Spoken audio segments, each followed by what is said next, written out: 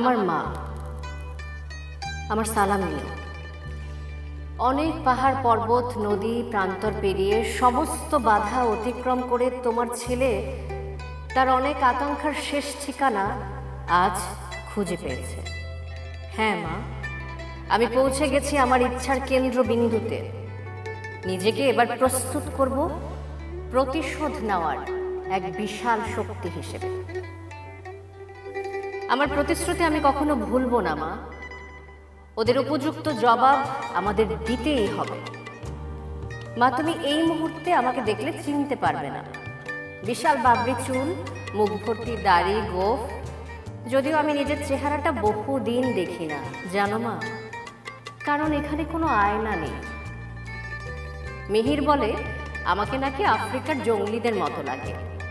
মিহির ঠিকই বলে, কারণ এখন আমি নিজেই বুঝি আমার মাঝে একটা জঙ্গলি ভাব এসে গেছে মা। সেই আগের আমি আর নেই।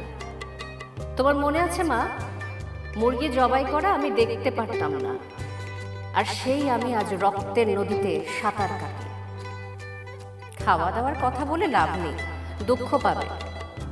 তবে বেঁচে আছি এবং খুব ভালো আছি। আমার কেন যেন মনে হচ্ছে আমরা সেই দিনটি থেকে খুব দূরে নাই, যখন আমরা আবার মুখোমুখি হব। দোয়া করো মা, যেন সেই দিনটি পর্যন্ত বেঁচে থাকতে পারে। মনি ভাই আমাদের অফিসার করেনি, কারণ ওনার অন্য কাজের জন্য আমাদের প্রয়োজন পড়বে।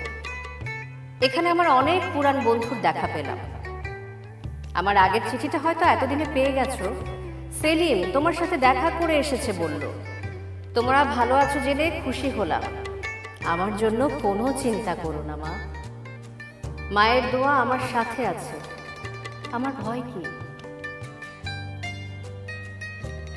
অনেক লেখার ইচ্ছা করছে, কিন্তু সম্ভব হচ্ছে না। কত ঘটনা মনে জমা হয়ে আছে তোমাদের বলার জন্য, হয়তো অনেক বছর লেগে যাবে শেষ করতে। মন্টু চিঠি নিয়ে যাচ্ছে, পারলে ওকে ভালো কিছু খাবার দাবার দিও। অনেক দিন ও ভালো কিছু খেতে পায়নি। আজ তাহলে আসি। সবাইকে সালাম ও দোয়া দিও। তোমার স্নেহের ফেরদৌস।